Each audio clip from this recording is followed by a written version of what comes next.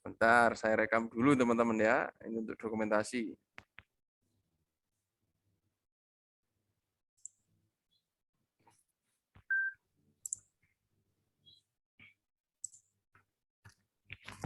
Baik, saya buka. Assalamualaikum warahmatullahi wabarakatuh. Selamat pagi semuanya.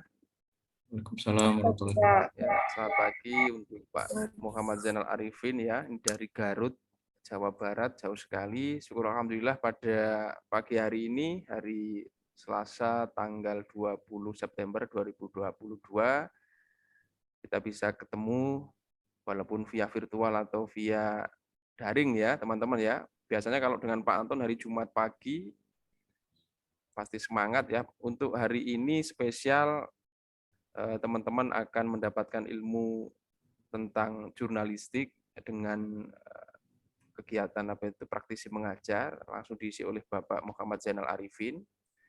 Kemarin saya sudah mengirim CV-nya Pak Zainal, saya edit sedikit, saya rapikan Pak Zainal ya, sudah saya kirim di grup WA dan insya Allah sudah dibaca oleh seluruh apa itu peserta. Dan kemarin juga saya sampaikan di grup WA, ini Pak Zainal salah satunya ini masih lajang ini. Masih lajang ini, belum menikah ya. Jadi masih muda, masih kelahiran 96 ya Pak Zainal ya. Iya Pak. 96 ya. Jadi masih muda teman-teman. Ini kebetulan mahasiswa yang saya ajari ini juga sudah mendekati purna ya, atau sudah mau wisuda ini. Jadi minimal mata kuliah jurnalistik ini sebagai mata kuliah tambahan skill bagi mahasiswa. Jadi itu sebagai pengantar ya teman-teman, ini selama 2 pertemuan, hari Selasa tanggal 20 dan tanggal 27 atau Selasa depan nanti akan diisi oleh Pak Zainal. Untuk topik materinya hari ini kita akan membahas tentang media massa ya, dan juga kita akan membahas tentang jurnalistik sebagai pengantar ya, pengantar jurnalistik. Nanti baru dikaitkan dengan materi pertemuan berikutnya tentang bahasa di dalam jurnalistik ya. Jadi untuk selanjutnya saya serahkan sepenuhnya kepada Pak Zainal ya. Monggo Pak Zainal, yang jelas ini banyak perempuannya Pak Zainal ya, yang laki-laki ini Mas Jawawi ini ya. Nah, ini monggo Pak Zainal, silakan langsung di Iya. ya. Baik, sebelumnya saya ingin mengucapkan terima kasih banyak kepada Bapak Anton Wahyudi yang selaku dosen pengampu mungkinnya di kelas jurnalistik di kelas 2019A. Ini jadi sebuah kehormatan bagi saya bisa langsung bertatap muka walaupun di dalam ruang dan waktu yang jauh berbeda begitu. Teman-teman mahasiswa Bapak Ibu ada di daerah Jombang, Jawa Timur, sedangkan saya di Garut, Jawa Barat. Nah, dengan kecanggihan teknologi sekarang kita bisa bertatap muka secara langsung di pada hari ini ya. Baik, sebelumnya oh iya, izin apakah suara saya bisa terdengar dengan jelas, teman-teman mahasiswa semua? Sudah, Pak. Saya, alhamdulillah. Sebelumnya izin untuk memperkenalkan diri. Sehubungan kita ada di Prodi Bahasa Indonesia ya, saya ingin mengenalkan diri dengan membawakan sebuah pantun. Jalan-jalan ke STKIP Jombang, tak pernah lupa bawa tanda pengenal. Hai semua Mbak dan Abang, perkenalkan saya Jainal, salam jumpa dan salam kenal. So, di tepuk tangan untuk Pak Zainal ya. Sebagai intermezzo perkenalan dengan teman-teman semua. Mungkin saya izin membagikan share screen-nya Pak ya, saya. Silakan Pak Zainal langsung. Sudah saya berikan. Oh ya sudah jadi hostnya ya. Nah, teman-teman semua, senang saya bisa bertemu di hari ini untuk bukan untuk memberikan materi, mungkinnya lebih ke sharing atau berbagi pengalaman dengan teman-teman mahasiswa semua. Ataupun nanti di tengah perkuliahan teman-teman ingin memberikan pertanyaan atau juga membagi informasi, ya bisa langsung saja ya, supaya pertemuan di materi perkuliahan ini bisa lebih interaktif begitu. Jadi dalam pertemuan kali ini kita mulai dulu dengan istilahnya mengucap rasa syukur kita terhadap Tuhan Yang Maha Esa. Berkat atas rahmatnya kita bisa diberikan kesempatan, kesehatan juga jasmani maupun rohani, bisa mengikuti materi perkuliahan mengenai pengantar media massa dan jurnalistik. Karena kalau misalnya walaupun sehat jasmani namun rohaninya tidak sehat juga kan sulit. Makanya sehat jasmani dan rohani ini penting supaya teman-teman bisa mengikuti perkuliahan dengan fokus dengan baik gitu ya. Apalagi di samping kesibukannya yang katanya oleh Pak Anton sedang sibuk di PPL begitu ya, di sekolahnya masing-masing. Nah, di mata kuliah pengantar media massa jurnalistik ini tadi saya sudah mengenalkan diri. Untuk latar belakang studi saya hampir sama sebenarnya dengan teman-teman. Studi saya di S1, saya mengambil pendidikan bahasa dan sastra di kampus di UPI di Bandung. Kemudian untuk magister juga sama di kampus UPI. Ada beberapa tulisan artikel di media massa, ada di beberapa media cetak atau media digital. Sekarang yang lagi tren-trennya adalah penulisan di media daring gitu ya, di media-media online. Karena daya jelajahnya kalau misalnya kita dibandingkan dengan media cetak, justru media daring ini daya jelajah yang bisa disampaikannya itu lebih cepat gitu kan, lebih luas malah gitu kan, berbeda dengan yang sifatnya media cetak gitu. Apalagi dengan sekarang dengan adanya muncul platform-platform media sosial, baik itu yang berupa suara, bukan hanya cetak saja, namun ada suara, ada video gitu, makin melengkapi hasanah di dunia perjurnalistikan. Baik. Nah, diawali hasrat atau rasa sifat manusia itu kan ada rasa selalu ingin tahu gitu ya, ingin tahuan manusia yang besar, maka kemunculan lembaga informasi atau media massa ini dirasa cukup penting gitu ya, karena sifat manusia yang memiliki keingintahuan yang besar, kita sudah naluriahnya ya, ingin tahu yang selalu besar, ingin mengetahui informasi yang ada di sekitarnya ataupun di daerah lain. Nah, ini menjadi cikal bakal kemunculan lembaga media informasi gitu ya. Nah, ini menjadi salah satu yang cukup penting. Atau misalnya seorang tokoh Napoleon Bonaparte mengistilahkan dia lebih takut jika dimusuhi oleh 4 media massa gitu, 4 koran dibandingkan harus berhadapan dengan 1000 pasukan gitu. Nah, ini mengartikan bahwa kepentingan atau daya dari adanya media massa atau koran ini menjadi hal yang cukup krusial gitu, karena bisa saja kita diberitakan jelek orang-orang lain kan, itu menjadi hal yang tidak mengenakan gitu ya, dibandingkan langsung berhadapan dengan seorang. Atau misalnya ada juga Theodore Roosevelt, ini seorang presiden di Amerika Serikat, dia lebih baik hidup dengan satu media massa yang transparan gitu, yang jujur, walaupun tanpa pemerintahan, daripada harus hidup dengan pemerintahan namun tanpa media massa gitu. Karena kan media massa ini menjadi salah satu pilar juga dalam iklim demokrasi gitu ya. Di Indonesia media massa menjadi salah satu pilar iklim pengusung di demokrasi. Misalnya ada bentuk eksekutif, yudikatif, legislatif, dan keempatnya adalah media massa. Jadi kalau media massanya sudah tidak jujur, tidak baik, nah ini juga akan memengaruhi lingkup masyarakat yang ada di sekitarnya. Jadi tadi rasa keingintahuan manusia yang besar ini pada akhirnya memunculkan suatu lembaga informasi atau yang biasa disebut dengan pers gitu kan. Istilahnya kalau orang-orang kan kebanyakan kepo gitu.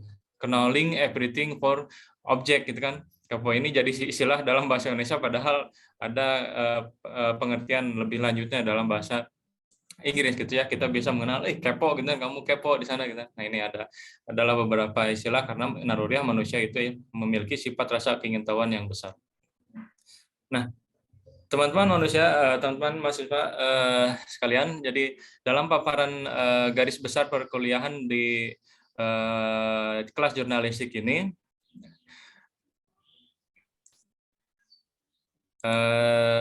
saya akan memaparkan mengenai apa itu tentang pers, apa itu media massa, kemudian apa itu fungsi dari media massa atau pers, kemudian apa itu fungsi jurnalistik, dan posisi jurnalistik itu seperti apa gitu, apalagi di era teknologi atau media digital sekarang saat ini.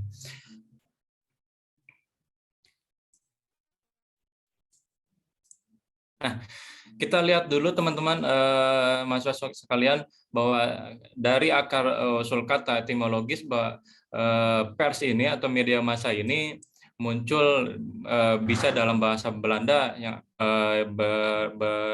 berbunyi pers gitu, atau dalam bahasa Inggris press gitu, atau presse dalam bahasa Prancis gitu ya. Nah, istilah pers ini ya tadi misalnya ketika kita ditinjau dari dalam penggunaan konsep bahasa Inggris, itu muncul ketika ada kata press itu diawali atau dimulai dari sebuah mesin cetak itu yang pertama dengan menggunakan sistem tekan. Jadi penggunaan mesin cetak, penggunaan mesin cetak ini digunakan dengan cara ditekan gitu ya, di press. Nah, makanya muncul istilah press gitu ya. Dan dalam bahasa Belanda justru menjadi surat kabar gitu. Kemudian secara etimologis kita bisa lihat pengertian media massa atau press ini adalah media massa cetak atau media cetak. Dan kemudian di Indonesia diterjemahkan dengan istilah press awal singkatan menjadi persurat kabaran gitu, ada yang mengatakan seperti gitu. Nah, perkembangan di Indonesia itu sebenarnya ketika berbicara tentang pers atau media massa kita hanya berbicara tentang media cetak. Namun semua media berfungsi untuk menyebarkan informasi kepada masyarakat, itu bisa juga dikatakan sebagai media pers, media massa. Selanjutnya, pers ini merupakan lembaga media massa yang melaksanakan kegiatan jurnalistik, meliputi dia mencari, memperoleh, memiliki, menyimpan, mengolah, dan sampai menyampaikan suatu informasi gitu ya. Nah, dalam bentuk apa yang disampaikan oleh media massa atau pers ini? Bisa dalam bentuk tulisan, suara, dan gambar, atau gambar saja gitu ya. Tulisan misalnya ada media cetak berupa surat kabar, koran, suara, dan gambar. Sekarang kan ada banyak platform media gitu ya. Salah satunya yang lagi booming misalnya di platform YouTube kita mengetahui ada yang namanya podcast gitu kan, itu daya jelajahnya justru makin luas dibandingkan berita-berita yang ada di TV gitu kan. Ada hanya bentuk suara saja, ini bisa kita analisis dengan diidentifikasi berupa radio misalnya seperti itu ya. Atau justru yang lebih terkini ada yang namanya tadi podcast gitu ya, podcast yang hanya memunculkan suara saja gitu. Banyak saluran yang bisa kita lihat sekarang gitu ya. Nah, media massa atau lembaga pers ini muncul gara-gara tadi kalau misalnya kita kembali bahwa keingintahuan sifat manusia yang besar gitu ya.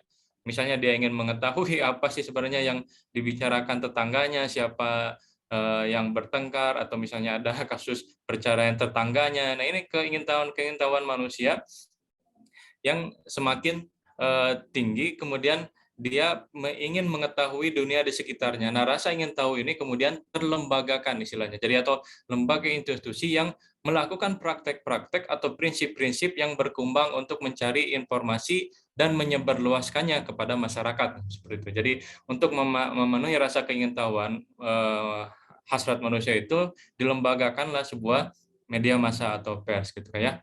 Nah, manakala penyebaran informasi ini sampai langsung kepada masyarakat dilakukan secara sistematis gitu ya, istilahnya sistematis, ada cara prosedur terorganisir, terlembaga, ada industri medianya gitu, ada stasiun televisi, ada surat kabar, ada stasiun radio, dan seterusnya, memakai bantuan teknologi. Nah, ini yang dikatakan sebagai media massa. Jadi istilahnya ada intervensi penggunaan teknologi yang dilembagakan dalam industri-industri media massa seperti itu. Nah, selanjutnya teman-teman mahasiswa semua bisa kita perhatikan bahwa lembaga penyebaran informasi ini atau yang disebut dengan media massa atau pers ini tadi lahir berdasarkan naluri alamiah manusia untuk mengetahui apa yang terjadi di sekitarnya. Tadi kalau misalnya kita sebagai mahasiswa ingin tahu informasi tentang teman kita yang ada di prodi lain, bisa katakanlah seperti itu. Ingin mengetahui teman kita yang sedang menyusun skripsi tentang apa sampai mana gitu. Nah, ini ingin mengetahui hal-hal yang ada di sekitarnya. Nah, media massa dibentuk manakala penyebaran informasi kepada masyarakat dilakukan secara sistematis, terorganisir, dan memakai teknologi. Nah, ini 3 kata kunci yang bisa kita pegang, bahwa media massa ini dibentuk berdasarkan informasi yang dilakukan secara sistematis, terorganisir, dan memakai teknologi. Jadi kalau misalnya teman-teman berteriak-teriak di pasar gitu menyampaikan informasi, yaitu tidak bisa langsung dikatakan sebagai media massa atau pers gitu, karena ada bantuan teknologi yang bisa menyebarluaskan informasi yang teman-teman sampaikan. Baik, jika ditinjau lebih jauh lagi, Charles Robert di sini membagi fungsi media massa menjadi 4 fungsi gitu ya. Ada fungsi pengawasan, korelasi, transmisi atau fungsi pendidikan dan hiburan. Kita lihat bahwa fungsi pengawasan di sini fungsi media massa yang meliputi penyediaan informasi serta peringatan kepada masyarakat mengenai apa saja yang terjadi di lingkungan sekitarnya. Nah, fungsi media massa itu pada dasarnya ada ada seorang ahli sosiolog tadi, Charles Robert Wright, yang ahli dalam bidang ilmu komunikasi. Dia menuliskan tentang fungsi media massa di dalam masyarakat gitu. Jadi yang pertama adalah fungsi untuk mengawasi atau fungsi pengawasan, atau dalam bahasa Inggrisnya surveillance of investment gitu ya. Media massa itu bertugas untuk mengawasi apa yang terjadi di sekitar kita, kemudian melaporkannya kepada kita dan dalam bentuk berita gitu. Misalnya ada contoh angka COVID di Kabupaten Jombang gitu ya, setelah atau di kabupaten sebelah kita kan tidak tahu gitu, ada berapa jumlah yang tersuspek virus COVID gitu kan. Tapi karena ada fungsi wartawan, ada fungsi jurnalis di sini pergi ke satu kabupaten, dia mencari, menganalisis, mengumpulkan informasi, kemudian mengatakan kepada kita, maka tahulah kita tentang informasi tersebut. Nah, itulah fungsi dari peristiwa gitu ya, peristiwa misalnya ada juga tentang peristiwa bersejarah, gitu, peristiwa perang, peristiwa olahraga, ataupun peristiwa-peristiwa peresmian penting negara gitu. Nah, ini diwartakan kepada kita sehingga kita mengetahui apa yang terjadi di lingkungan sekitar kita. Bahkan bukan hanya lingkungan sekitar kita, namun mencakup keseluruhan secara global gitu sampai ke belahan dunia manapun gitu kan. Nah, adanya fungsi pers ini adalah sebagai fungsi pengawasan salah satunya. Nah, oleh karena itu kita terbatas panca indera, yang hanya manusia itu panca inderanya yang kalau misal pun melihat mungkin hanya ada beberapa meter atau kilometer bisa sampai melihat gitu ya, atau telinga mendengar dia hanya bisa sampai mendengar satu ruangan gitu saja kan. Kita di kelas saja kita hanya bisa mendengarkan dosen kita memaparkan materi hanya satu ruangan, dengan kelas yang lain kan belum tentu kita bisa mendengar apa yang disampaikan yang lain. Nah, maka dari itu dari keterbatasan panca indera, media massa memiliki peran untuk merekam dan mencatat semua peristiwa, kemudian melamporkannya kepada kita. Nah, dalam konteks industri media, kedua-duanya kalau kita lihat teman-teman di televisi atau di radio ini fungsi jurnalistik ada di sana gitu ya. Jadi fungsi di industri media massa ini di sana tempatnya gitu. Di mana seorang jurnalis, wartawan mengamati apa yang terjadi, kemudian melaporkan balik kepada kita. Kita kadang-kadang merasa lucu gitu ya, atau tergelitik. Misalnya ada terjadi perampokan di sekitar di daerah lingkungan RW kita gitu ya, atau di desa sekitar kita. Kita justru tidak mengetahui ada kejadian perampokan misalnya. Namun setelah muncul ke media massa atau diberitakan oleh media massa, barulah kita mengetahui ada kejadian misalnya perampokan gitu kan, penculikan gitu. Nah, ini justru yang menjadi tergelitik karena pentingnya peran media massa untuk menyampaikan informasi balik kepada kita, seperti itu ya. Kemudian teman-teman, fungsi kedua dari fungsi media massa ini fungsi korelasi. Nah, di sini kemudian fungsi korelasi ini atau fungsi media massa yang menjadi sarana untuk memproses, menginterpretasikan dan mengorelasikan seluruh pengetahuan yang diketahui oleh manusia. Jadi artinya adalah fungsi korelasi ini adalah society to the environment apa lingkungan yang bisa di feedback yang dimunculkan dari peristiwa-peristiwa yang terjadi terhadap kita. Jadi setelah melaporkan apa yang terjadi di media massa, itu ada tadi fungsi kedua adalah fungsi korelasi. Jadi menjawab what happened gitu. Kalau fungsinya sudah terjawab, so what gitu. Apa selanjutnya gitu. Nah, ini ada fungsi korelasi. Jadi kalau terjadi misalnya angka kenaikan COVID di masyarakat, biasanya media massa langsung membuat ada talk show gitu kan, ada diskusi panel gitu, kemudian menghadirkan para pakar gitu kan. Nah, ini untuk membahas suatu kesinambungan terhadap peristiwa yang terjadi gitu. Ya, syukur-syukur informasi yang disampaikan yang dibahas dari para pakar itu menghasilkan sebuah solusi atau istilahnya sebuah kesepakatan untuk memecahkan masalah gitu. Walaupun biasanya juga ada yang hanya kumpul-kumpul para narasumber gak jelas, malah berdebat gitu kan. Nah, jadi di sini sebenarnya suatu peristiwa ini sudah dapat dilaporkan ke media massa dan memberitahu kepada masyarakat. Jadi kita menginterpretasikan apa yang selanjutnya kita terjadi. Nah, ini untuk mengkorelasikan tentang peristiwa-peristiwa yang terjadi di lingkungan manusia untuk pengetahuan yang lebih jelasnya, yang supaya diambil tindakan oleh kita gitu ya, di sekitar kita. Itu fungsi dari korelasi. Tadi misalnya ada liputan, contoh ada liputan ILC. Nah, ini kan salah satu fungsi korelasi juga gitu kan. Para ahli berkumpul gitu kan, membahas suatu topik, membahas suatu peristiwa yang untuk disampaikan kepada kita masyarakat. Nah, ini fungsi-fungsi korelasi, walaupun ya kalau katakanlah informasi yang disampaikannya pun tidak hasil yang didapat pun walaupun bukan solusi, walau malah jadi perdebatan yang panjang juga, ya setidaknya ada fungsi korelasi di sana gitu. Nah, selanjutnya teman-teman, kita bisa lihat ada fungsi pendidikan di dalam media massa setelah konsep tadi dari Robert Charles Wright. Nah, di sini fungsi pendidikan, kalau kita lihat teman-teman, dalam bahasanya Charles Wright tadi dikatakan ada transmisi nilai-nilai sosial, atau setiap generasi ke generasi yang lainnya ini ada suatu social value gitu, ada nilai sosial yang disampaikan dari satu pihak kepada pihak yang lain. Jadi fungsi pendidikan ini bukan hanya melaporkan apa yang terjadi atau melakukan pendidikan, namun memberikan aspek menjawab that what gitu, apa yang harus yang dilakukan gitu. Jadi ketika media massa memberitahukan suatu informasi, katakanlah misalnya ada angka COVID di daerah Kabupaten X gitu ya.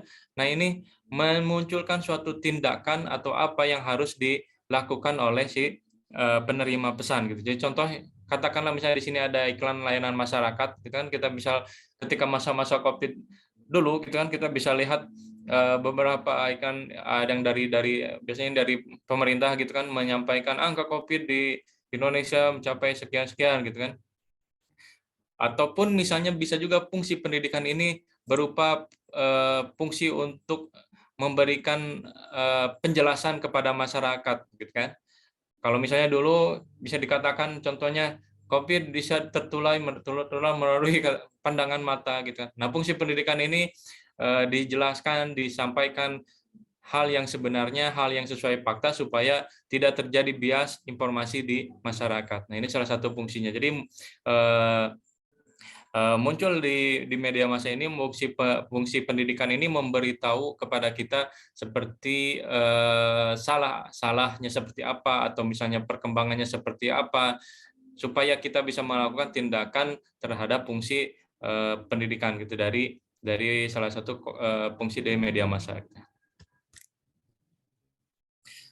Jadi yang paling terpenting dari media massa ini, masyarakat yang mendapatkan informasi itu bisa tercerahkan atau malah menjadi justru makin bingung gitu ya. Misalkan tadi ada fungsi korelasi berdasarkan hasil diskusi para pakar, ini masyarakat ini berdasarkan informasi yang disampaikan menjadi tercerahkan atau menjadi lebih mengerti, atau justru malah makin chaos gitu kan dengan adanya informasi. Nah, ini menjadi hal-hal yang perlu menjadi pertimbangan gitu ya. Tapi niat pertamanya yang penting dari media massa untuk menolong, untuk menyampaikan peristiwa, yaitu jika bisa kita apresiasi gitu ya. Nah, dalam fungsi pendidikan ini ya kita bisa lihat ada beberapa banyak lah ya, ada iklan layanan masyarakat, kemudian ada beberapa cara tentang bagaimana untuk melakukan sesuatu. Nah, ini ada dalam fungsi salah satu fungsi pendidikan. Jadi artinya fungsi pendidikan ini dia masa memberi tahu pengetahuan yang komprehensif, menyeluruh dan mendidik gitu ya. Pengetahuan ini bukanlah konten berita, melainkan lebih pada informasi dan pengetahuan tentang topik yang dipilih. Jadi kontennya ini memberikan informasi terhadap topik apa yang kita lihat atau disampaikan dalam media massa. Kemudian, nah ini ada sebenarnya tadi ada muncul fungsi keempat gitu ya. Walaupun sebenarnya fungsi secara dasar itu ada tadi tiga ya, fungsi fungsi pendidikan, fungsi korelasi, dan fungsi pengawasan. Nah, ini fungsi keempat ini muncul bukan fungsi utama dari media massa sebenarnya, namun merupakan suatu fungsi hiburan, dan kita lihat justru fungsi yang keempat malah yang jadi lebih dominan di media massa, terutama di media televisi kita gitu ya. Kalau teman-teman misalnya, saya juga mungkin belum pernah mengalami di tahun-tahun sebelumnya media massa yang muncul di Indonesia itu katakanlah hanya ada media massa televisi TVRI gitu yang hanya memunculkan media-media yang tadi fungsi pengawasan yang tiga tadi gitu. Tapi justru sekarang kebalikan, yang tadinya bukan faktor utama dari media massa fungsi hiburan, tapi justru sekarang fungsi hiburan ini ini salah ya, bukan fungsi pendidikan namun fungsi hiburan, maaf teman-teman. Jadi fungsi hiburan yang justru malah mendominasi di di media massa atau pertelevisian kita gitu ya. Mungkin seperti itu ya Pak Antunya. Kalau zaman dulu orang-orang itu hanya melihat di televisi itu hanya berita gitu ya, dari pagi sampai siang sampai malam. Namun sekarang justru keterbalikan dari itu ya. Mungkin Pak Antun mengalami itu ya. Mengalami zaman Orde Baru utamanya. Ya, jadi sekarang fungsi hiburan ya, fungsi hiburan ini menjadi yang lebih mendominasi. Jadi fungsi hiburan sekarang justru menjadi sangat lebih kuat karena banyak jenisnya gitu, banyak programnya, banyak rubriknya terkait fungsi hiburan ini. Contohnya ada misalnya ini ada acara hitam putih gitu ya dulu. Tapi sekarang entah masih ada atau tidak ya, dengan host yang paling yang udah terkenal di Indonesia gitu ya. Kemudian ada juga misalnya ada hiburan stand up komedi yang disampaikan di media massa. Aduh, maaf Pak Pantun, ini saya izin untuk ngecas laptop. Kebetulan mau habis ini baterainya, saya lupa. Belum saja Pak Zainal. Ya. Oh, maaf Pantun. Oke. Apa ini masalah juga. Oke. Teman-teman jika ada yang mau ditanyakan secara tertulis bisa ditulis di kolom chat ya. Nanti juga saya buka sesi tanya jawab secara langsung ya.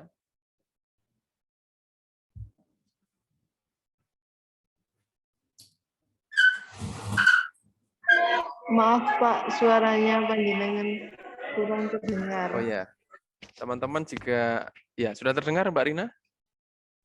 Sampun Pak. Oh sudah ya. Jadi untuk teman-teman yang mau bertanya atau di saat Pak Zainal menjelaskan ada yang belum jelas, nanti jadi teman-teman bisa langsung menuliskan pertanyaan itu di kolom chat.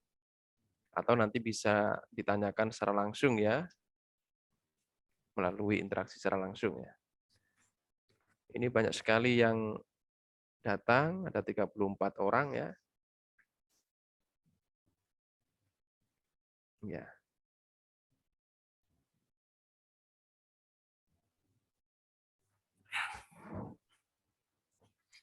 Bagaimana Pak Zainal? Aman? Ya Pak, aduh mohon maaf saya lupa. Iya. Saya tadi indikatornya mau habis, saya lupa belum. Kita waktunya lumayan cukup panjang ya, sampai panjang 10 ya. Iya.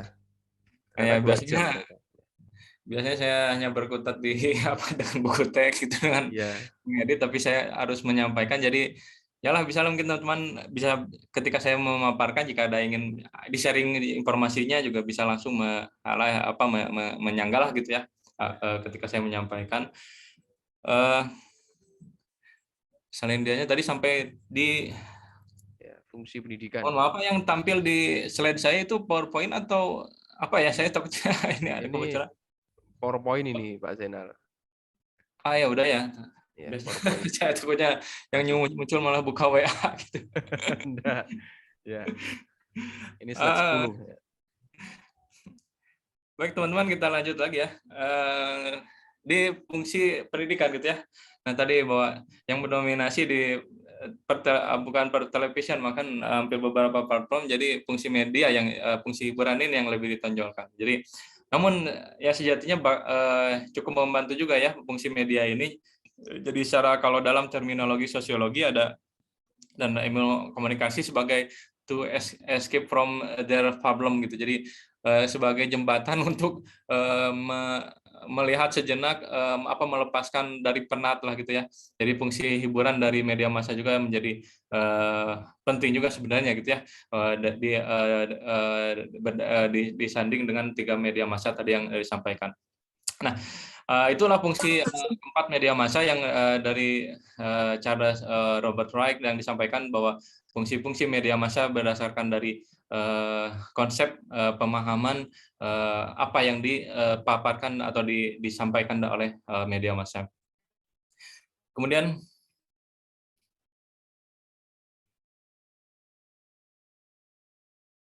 ya.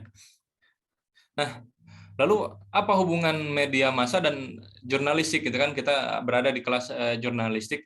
Nah, apa hubungan media massa dan jurnalistik? Sebenarnya hubungannya antara media massa dan jurnalistik ini karena tadi kita berada dalam kelas kuliah jurnalistik sebagai pengantar jurnalistik, saya menyampaikan korelasi jurnalistik dan merupakan bagian tersendiri dari media massa gitu, bahwa dalam media massa ini ada aktivitas-aktivitas atau kegiatan-kegiatan jurnalis gitu. Yang sebenarnya media massa ini fungsi utama terutama fungsi pengawasan gitu ya. Fungsi pengawasan, mereka mengawasi setiap peristiwa yang terjadi di lingkungan kita, yang terjadi di wilayah misalnya RT, RW, kabupaten, kecamatan sampai ke lingkup nasional atau bahkan di global. Ini fungsi pengawasan yang peristiwa menyampaikan kepada kita, melaporkan kepada kita dalam bentuk karya-karya jurnalistik. Jadi jurnalis ini merupakan bagian media massa karena dalam media massa ada aktivitas-aktivitas seorang jurnalis gitu ya.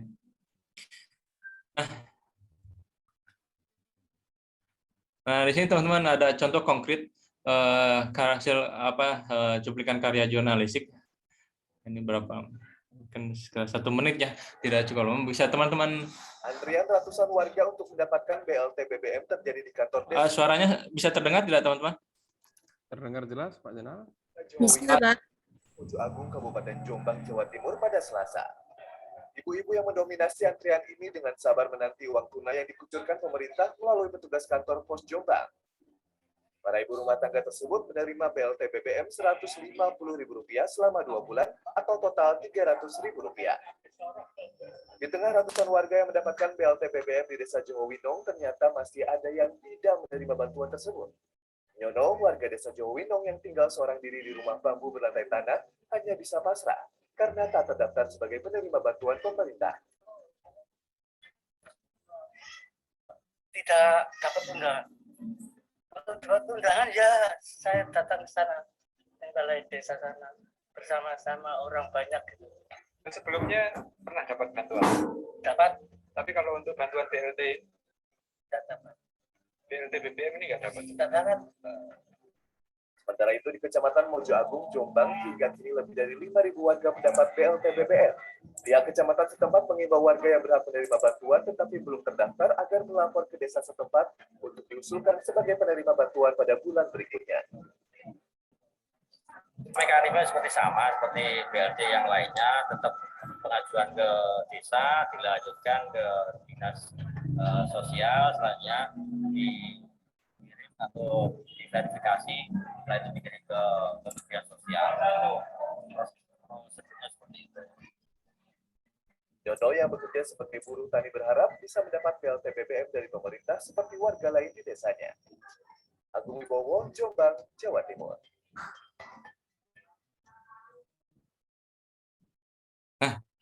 Teman-teman, tadi kita sudah menyaksikan contoh real atau konkret dari karya jurnalistik ya tadi, bahwa fungsi jurnalistik tadi menyampaikan informasi ya.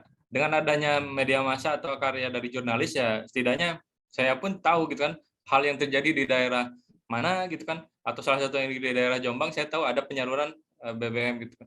Justru saya jadi mengerti ketika tadi ada ucapan Napoleon Bonaparte bahwa dia lebih memilih tidak dimusuhi oleh media massa gitu kan, dibanding lebih baik memilih untuk tadi tidak dimusuhi media massa, kendati walaupun harus menghadapi pasukan gitu.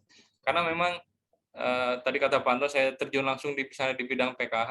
Nah, media massa ini kadang juga menjadi paradoks gitu. Kadang juga ketika ada media massa yang memberitakan terhadap kita, tadi misalnya salah satu di dalam cuplikan berita kan kita lihat ada warga sasaran yang tidak menerima bantuan padahal kondisi ekonominya seperti apa. Nah, ini menjadi hal yang kiranya tadi real gitu dengan apa yang disampaikan tokoh Bonaparte, bahwa kalau misalnya ketika kita diberitakan yang negatif atau diberitakan yang tidak sesuai dengan apa harapan kita, ya tentu kita menjadi bisa dikatakan cemas lah, galau lah gitu kan, diberitakan orang jelek gitu kan, siapa yang mau. Nah, makanya media massa juga menjadi salah satu pilar demokrasi supaya menjaga stabilitas dari pemerintahan gitu ya. Nah, kemudian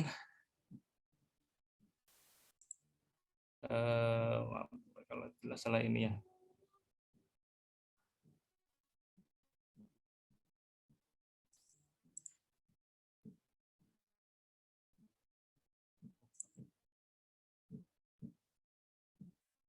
Ya.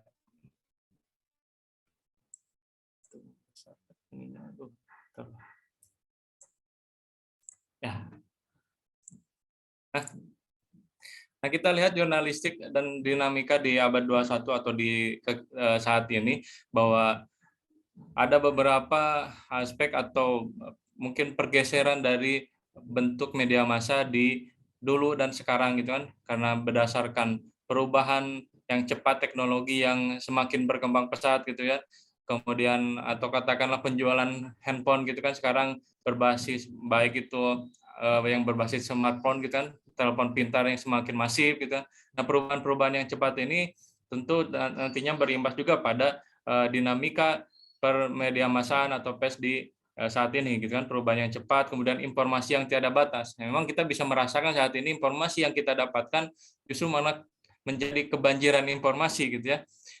Kalau dulu orang-orang hanya menerima informasi melalui surat kabar, di surat kabar pagi, siang, sore gitu, atau malam, sekarang justru tiap menit, tiap detik atau detik.com gitu memproduksi berita tiap saat gitu kan, informasi yang sampai tiada batas atau informasi yang jangkauannya bisa sampai ke belahan manapun gitu kan, informasi yang bisa disampaikan. Kemudian ada dominasi kualitas layanan gitu ya di sana. Nah, dominasi kualitas layanan ini memengaruhi juga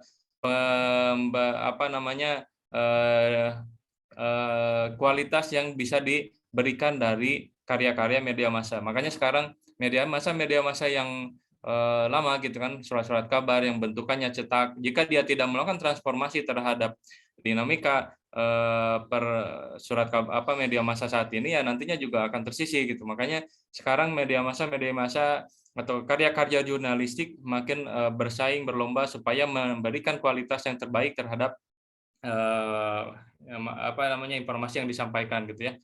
Yang di samping juga kompetisi yang semakin ketat. Nah, maka dari itu misalnya kita ada contoh surat kabar tahun 98 gitu kan, jauh dengan perbandingan di tahun 2008 ini presentasinya 267% surat kabar yang dihasilkan. Kemudian ada tabloid itu sampai 96%. Nah, ini tahun yang juga tahun lama sebenarnya datanya ya, dari tahun 2008, sekarang udah 2022, pasti akan semakin ada perbedaan yang cukup signifikan. Kemudian jumlah pembaca di beberapa poin itu sampai kenaikan dari tahun 98 sampai 2008 sampai 102%. Nah, ini kalau dilihat di tahun sekarang, penelitian ada yang di tahun sekarang meneliti, justru pasti akan sangat jauh signifikan dibandingkan tahun-tahun sebelumnya. Walaupun media massa ini sejarah media massa muncul ya tadi mungkin dari berabad-abad zaman yang lalu sudah disampaikan gitu ya. Nah, kita sampai pada pengertian penjelasan jurnalistik. Di sini kita lihat tentang pengertian jurnalistik secara etimologis. Di sini ada jurnalistik artinya kewartaan atau kepenulisan, dari kata dasar jurnal gitu ya. Jurnal artinya laporan atau catatan, jour dalam bahasa Prancis yang artinya hari gitu ya, jour dalam bahasa Prancis. Nah, jadi asal muasalnya dari bahasa Yunani kuno, jour yang berarti hari, yakni kejadian hari ini yang diberitakan pada lembaran tercetak gitu. Jadi setiap hari ada lembaran dan kemudian disampaikan gitu ya. Nah, kegiatan untuk mencapai berita kepada halayak ramai melalui media. Nah, ini arti jurnalistik dari Jafar Assegaf. Dia memberikan pengertian bahwa jurnalistik adalah kegiatan untuk menyampaikan berita kepada halayak ramai melalui media. Nah, ada 3 kata kunci. Yang pertama ada berita, kemudian ada halayak ramai, dan media gitu ya. Nah, 3 kata kunci ini menjadi poin utama dari kegiatan jurnalistik. Jadi ada peristiwa yang disampaikan kepada halayak ramai, ya tadi salah satunya melalui media, bahwa dalam aktivitas kegiatan jurnalistik perlu memerlukan media gitu, atau misalnya saat ini perlu mempergunakan teknologi. Kemudian ada dari Mursito, dia mengatakan bahwa kegiatan jurnalistik adalah kegiatan untuk mencari, mengumpulkan, menulis, atau bahkan sampai mengedit, penyunting, dan menyiarkan sebuah informasi.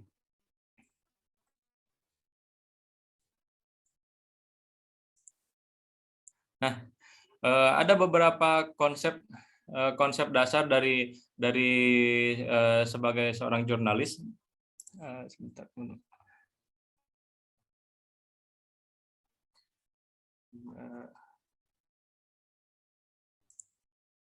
Nah, di sini jurnalis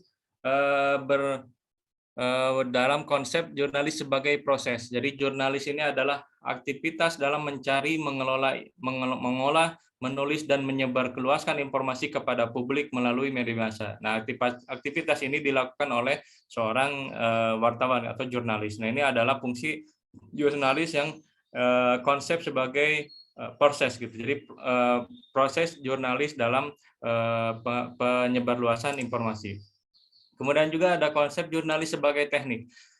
Nah, jurnalis sebagai teknik ini lebih pada keterampilan seorang wartawan, seorang jurnalis yang memiliki skill gitu kan dalam menghasilkan karya-karya jurnalis. Gitu.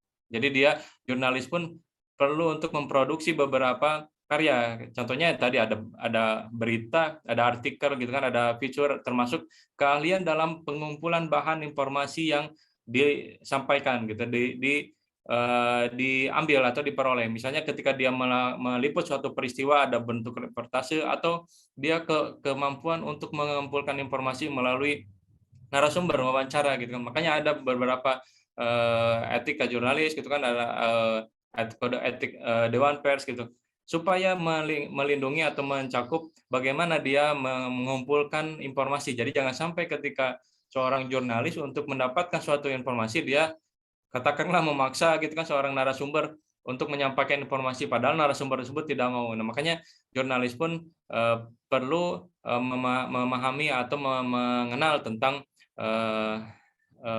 konsep-konsep jurnalis dalam teknik gitu ya.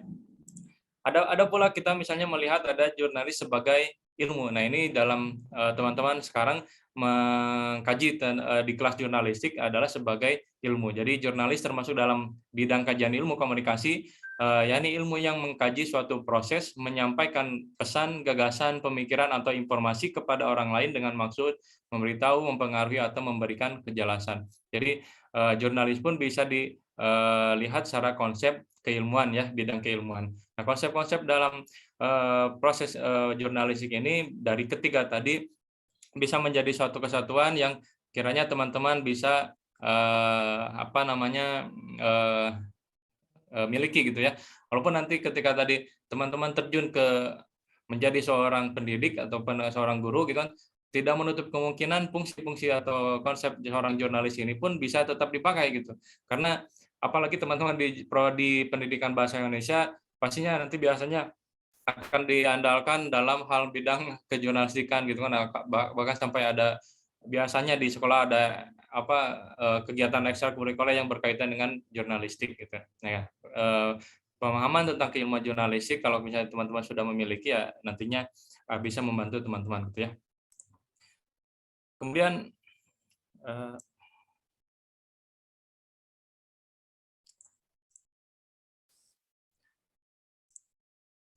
nah, tadi kita berbicara bahwa jurnalistik secara konsep gitu ya, secara konsep ada berupa jurnalis secara keilmuan, secara teknik, dan satu lagi tadi secara proses gitu ya.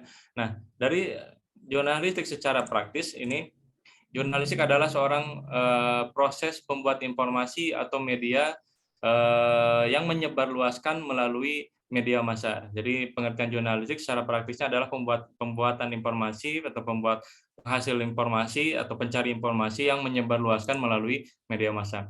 Jadi inti kegiatan jurnalistik sebenarnya kita lihat cukup sederhana atau cukup bukan dalam artian simpel ya. Namun daya yang dihasilkan justru lebih dari hanya menulis dan menyebarkan gitu kan. Gitu ya.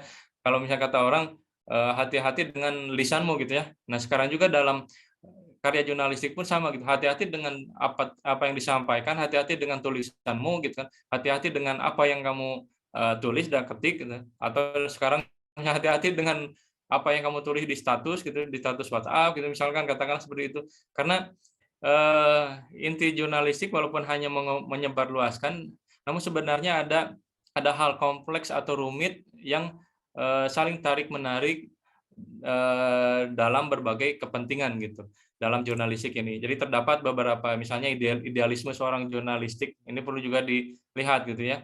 Kalau misalnya ketika dia memberitakan berita yang amoral gitu, yang tidak beretika, ataupun memberitakan hal yang tidak sesuai dengan nilai-nilai kaidah norma gitu kan, idealisme seorang jurnalistik pun diuji di sana gitu kan. Ataupun ada tuntutan masyarakat gitu.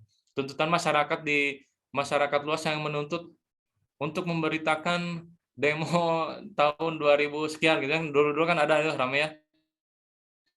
Kenapa sih katanya demo ini kalau sampai 7 juta orang di satu daerah kok sampai tidak diberitakan, padahal berkaitan dengan kepentingan umum, kepentingan masyarakat, namun tidak beritakan gitu kan. Nah, kita bisa juga lihat tuntutan masyarakat kan. Jadi kalau misalnya ada berbanyak-banyak kepentingan, ada benturan kepentingan katakanlah, ada kekuatan politik di sini, ada keamanan. Nah, ini juga menjadi perhatian atau pertimbangan dari seorang jurnalis. Atau misalnya ada kepentingan ekonomi atau bisnis gitu kan. Misalnya kalau secara ya kita buka-bukaan gitu, misalnya pimpinan redaksinya memiliki kepentingan bisnis di mana gitu ya. Nah, ini ada beberapa masalah di bisnis tersebut gitu kan. Kita sebagai seorang jurnalis yang berada di bawahan seorang pimpinan redaksi gitu kan, seperti apa gitu. Nah, makanya walaupun terkesan sederhana gitu, terkesan simpel menulis karena menyebarkan, namun di balik itu tersendiri ada hal yang kompleks dan rumit yang sebenarnya bisa dilakukan pembanding katakanlah terhadap tadi idealisme jurnalistik, pembanding terhadap tuntutan masyarakat, pembanding terhadap pada kekuatan politik, ekonomi, dan lain sebagainya. Nah, makanya secara praktis walaupun hanya bersifat praktis namun juga rumit gitu ya fungsi aktivitas dari seorang jurnalistik. Nah, teman-teman, kita berbicara mengenai sekarang posisi jurnalis di era media sosial gitu ya. Jadi kalau sekarang kita lihat tadi ada percepatan informasi yang sampai kepada kita, menghasilkan di abad sekarang ini, abad 21 ya, informasi yang sedikit mungkin menarik gitu ya, atau bukan menarik, justru malah berbeda gitu, ada perbedaan. Salah satunya tadi ada perkembangan teknologi yang semakin masif, terstruktur, terorganisasi gitu ya. Jadi ada perkembangan teknologi yang muncul menyebabkan hal atau informasi yang disampaikan kepada kita pun menjadi lebih berwarna gitu ya. Kemudian ada perkembangan teknologi, ada jurnalisme interaktif, ada jurnalisme big data, di sini ada wartawan versus warganet gitu. Jadi ketika media sosial ini muncul, kemudian anggota masyarakat yang awam gitu, yang bukan jurnalis, dia pun justru sekarang bisa memberitakan atau menghasilkan informasi-informasi atau tentang realitas-realitas peristiwa yang dilaporkan lewat media sosial gitu. Jadi relation by pseudo media mainstream gitu. Jadi sekarang bukan hanya media mainstream yang bisa mewartakan informasi, namun pula masyarakat yang awam pun bisa menyampaikan gitu sekarang. Nah, kita perlu melihat ada media sosial ini sifatnya pribadi yang juga bisa bersifat komunitas gitu ya. Kalau misalnya kita lihat salah satu platform saja ada Facebook, Instagram gitu, Twitter, kita bisa lihat di sana peristiwa yang disampaikan bisa berupa peristiwa komunitas gitu. Katakan misalnya ada di Instagram ada cari akun namanya informasi Jombang gitu. Di sana informasi tentang seputar di Kabupaten Jombang bisa diwartakan gitu kan. Nah, ini salah satu era media sosial yang justru bukan mengambil alih, namun melengkapi dari media-media mainstream gitu ya. Jadi, namun perlu kita lihat bahwa ada di sini wartawan versus warganet. Jadi sebenarnya walaupun media masyarakat awam itu menyampaikan informasi melalui media informasi, namun belum bisa dapat dikatakan sebagai seorang jurnalis gitu kan, atau wartawan. Karena apa ya? Misalnya kita bisa katakanlah kalau misalnya kita contoh gitu, kita jatuh, kemudian kita mengobati diri kita dengan menggunakan obat betadine, gitu kan, dengan menggunakan perban gitu. Apakah bisa langsung kita dikatakan sebagai seorang dokter gitu kan? Kan tidak langsung langsung ujug-ujug dikatakan kita sebagai seorang dokter gitu kan. Nah, makanya seorang pewarta di media sosial pun walaupun dia menyampaikan informasi belum tentu dia langsung dikatakan sebagai seorang jurnalis. Makanya ada yang dikatakan citizen journalism ini, ya tadi dia fungsinya walaupun fungsi jurnalistik ada di sana, namun belum bisa dikatakan sebagai jurnalis. Apalagi seorang wartawan ini kan juga dapat dinaungi dengan payung hukum gitu kan, payung hukum seorang wartawan ataupun kode etik jurnalistik di sana gitu. Nah, jadi pengertian tentang jurnalistik ini kemudian mengetahui persepsi atau pemahaman masyarakat tentang realitas apa yang disampaikan masyarakat. Nah, jadi juga dilihat pada akhirnya akan ada beberapa agenda setting yang dilakukan di media sosial biasanya, atau framing yang juga dilakukan oleh media sosial justru lebih besar atau lebih lebih daya ledaknya lebih tinggi dibandingkan apa yang disampaikan di media mainstream gitu ya.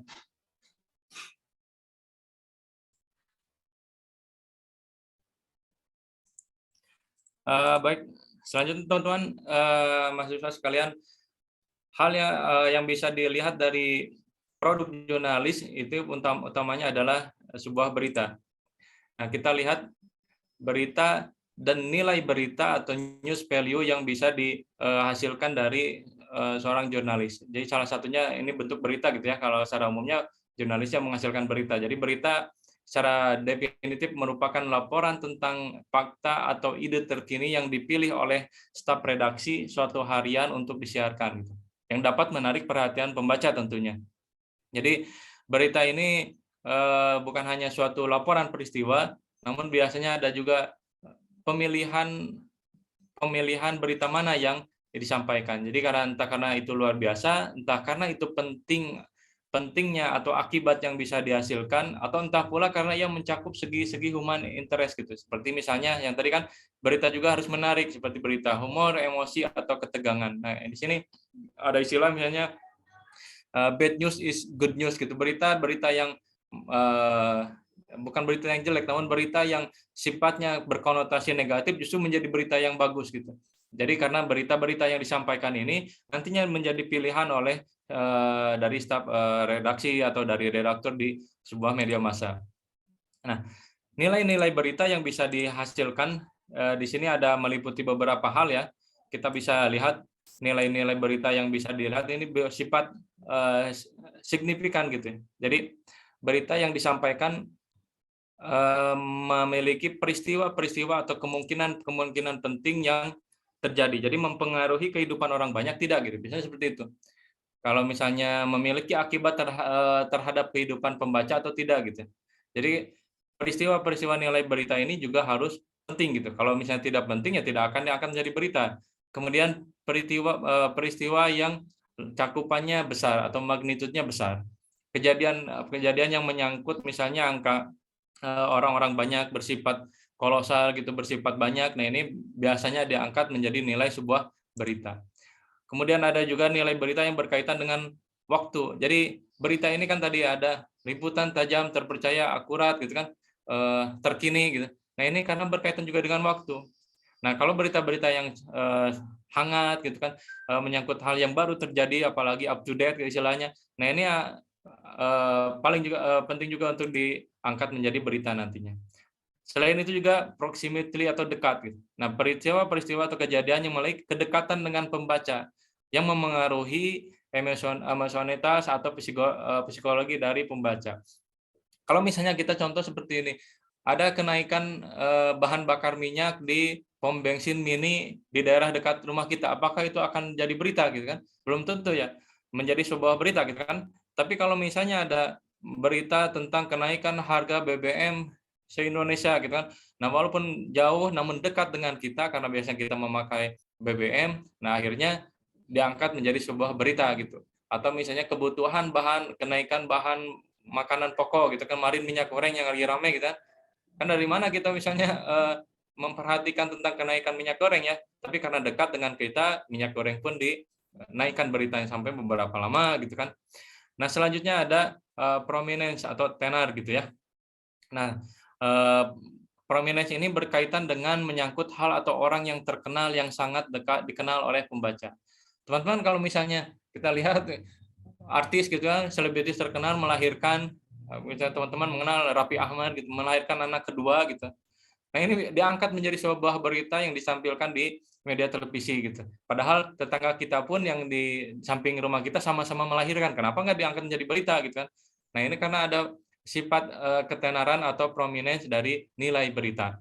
Atau katakanlah juga pernikahan artis gitu kan, kita lihat Via Valen menikah sampai ditayangkan di stasiun televisi gitu. Walaupun tetangga kita juga menikah sama, kenapa tidak ditayangkan? Karena ada kedekatan atau menyangkut hal-hal yang bersifat dikenal oleh seorang masyarakat luas gitu ya. Kemudian yang terakhir itu ada nilai yang bersifat kemanusiaan. Jadi hal-hal yang bersifat menyentuh perasaan-perasaan pembaca, penyimak, pendengar. Nah, ini yang bersifat kemanusiaan, ini juga menjadi nilai dari sebuah berita gitu ya. Nah, jadi dari bab materi ini ada konsep agenda setting juga yang digunakan atau sudut angle pemberitaan mana yang digunakan. Kalau kita lihat beberapa lingkaran teman-teman ya, kita realitas dari teman-teman di dunia sekitar kita, apakah betul-betul media-media reality ini dipilih untuk memasukkan berita. Tadi bisa dilihat ini ada yang dipilihkan. Jadi berita ini juga dipilihkan. Katakanlah misalnya sekarang di kota Jombang jumlah penduduknya ada berapa? Ada sampai 1 juta lebih mungkin ya. 1 juta sampai mungkin di kota Jombang. Nah, apakah peristiwa berita semua ini diangkat 1 juta berita? Kan tidak. Jadi dipilihkan. Misalnya siang malam kan pasti ada berita ini berkaitan dengan peristiwa. Akan ada 1 juta peristiwa yang ada di Kabupaten Jombang gitu. Namun di sini jurnalistik memilihkan peristiwa-peristiwa yang dimunculkan oleh wartawan sebenarnya ada kadang bias juga gitu kan. Kenapa tidak 1 juta berita yang disampaikan, kan semua juga sama manusia gitu. Nah, di sini biasnya di sini jurnalistik karena memilihkan suatu berita berdasarkan nilai-nilai atau value yang ada dalam berita tersebut. Misalnya tidak semua peristiwa tadi, katakan peristiwa melahirkan disampaikan, peristiwa perceraian disampaikan, peristiwa kelahiran anak cucu siapa disampaikan, kan lebih penting menyampaikan kelahiran anak cucu presiden gitu dibandingkan anak cucu nenek kita gitu kan, karena tadi ada nilai-nilai berita. Tetapi kita bicarakan tadi berdasarkan ada juga agenda setting yang digunakan dalam penyampaian berita. Nah, menyeleksi semua berita ini penting dilakukan supaya antara realitas berita yang disampaikan pun sesuai dengan nilai-nilai yang ada dalam sebuah berita.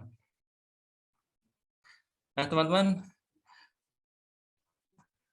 jika ada yang ingin apa yang disampaikan boleh sambil berjalan. Kita lihat sekarang berita dan jurnalistik gitu ya, yang berkaitan dengan berita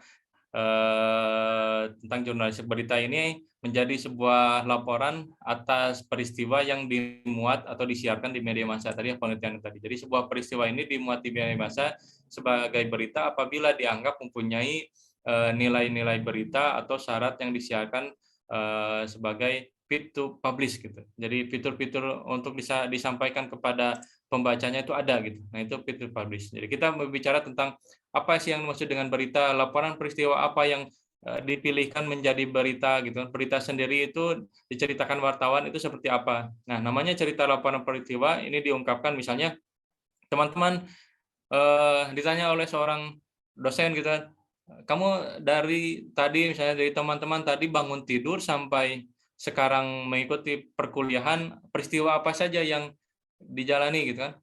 Apakah peristiwa misalnya teman-teman mengatakan saya ketika bangun tidur langsung membuka laptop dan mengerjakan tugas.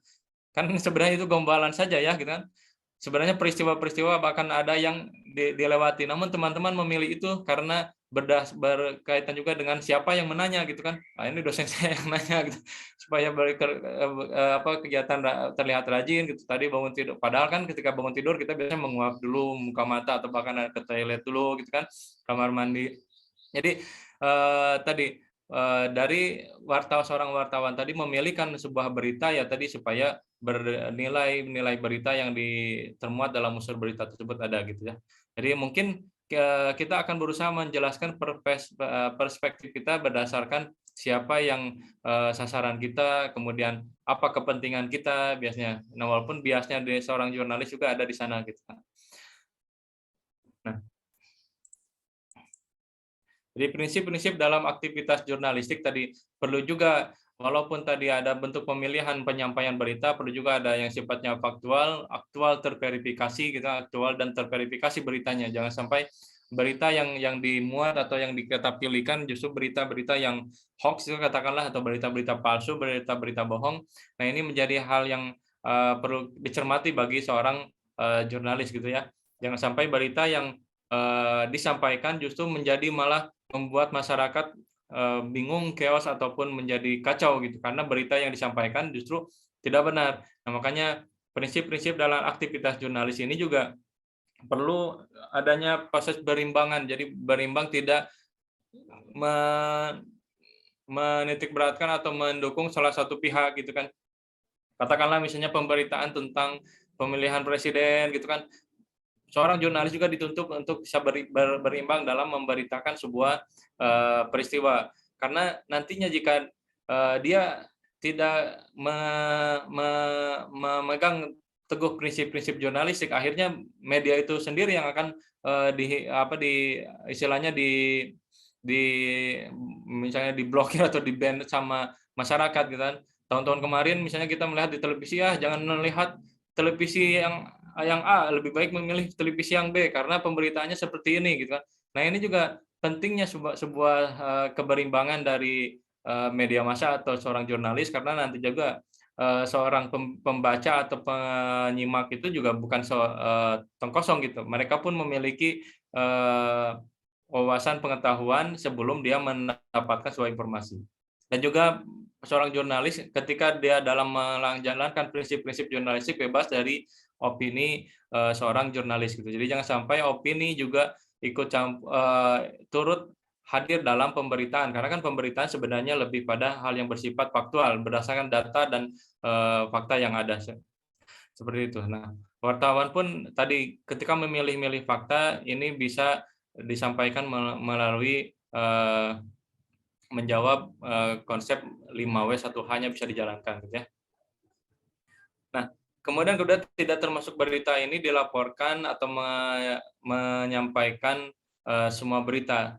Hanya beberapa berita yang bisa disampaikan oleh seorang jurnalis.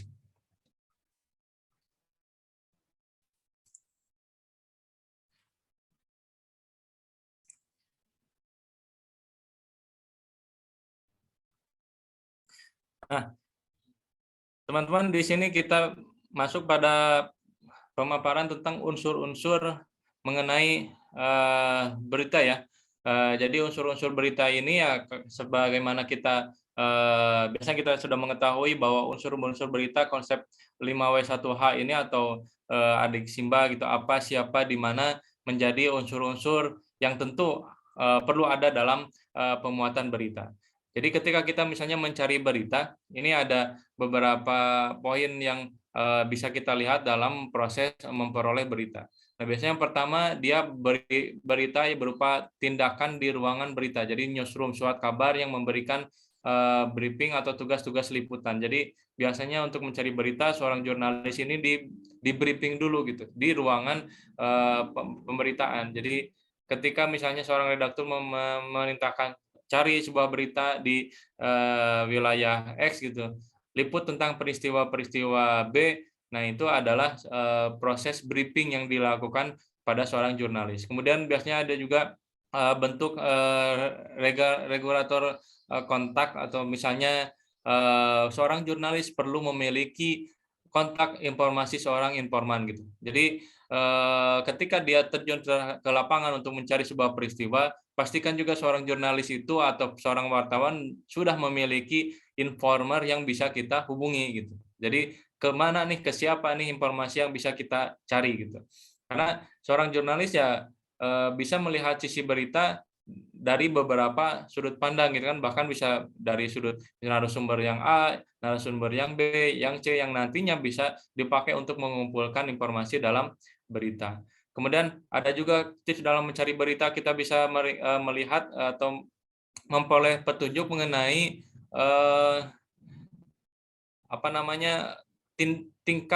tingkat ke bentuk tingkatan berita yang biasa dihasilkan gitu. Jadi atau lead-nya berita. Kalau misalnya kita ingin mencari berita-berita kriminal, kita misalnya di dalam suatu redaksi diamanahi untuk mencari berita yang bersifat fokus dalam berita kriminal, ya kita bisa langsung cari ke tujuan kita di mana kan. Karena sampai ada kalanya misalnya seorang wartawan sampai menginap di polsek gitu kan untuk mendapatkan berita, karena biasanya nanti kalau masyarakat ada masalah terhadap kriminal dia melaporkan ke polsek, polres gitu kan, nanti bisa diliput berita. Jadi dia ada lead atau petunjuk di mana dia bisa mendapatkan berita. Atau bahkan ada juga kita mencari berita ya yang berdasarkan berita yang secara langsung dan tak terduga gitu ya. Jadi dia bisa mendapatkan berita yang tiba-tiba dia bisa ada gitu kan. Nah, itu berupa mencari berita dari hal yang peristiwa yang tidak terduga, atau misalnya dari peristiwa kecelakaan gitu kan, kita harus cepat-cepat untuk mencari berita. Nah, unsur-unsur berita ini harus dicakup untuk menjawab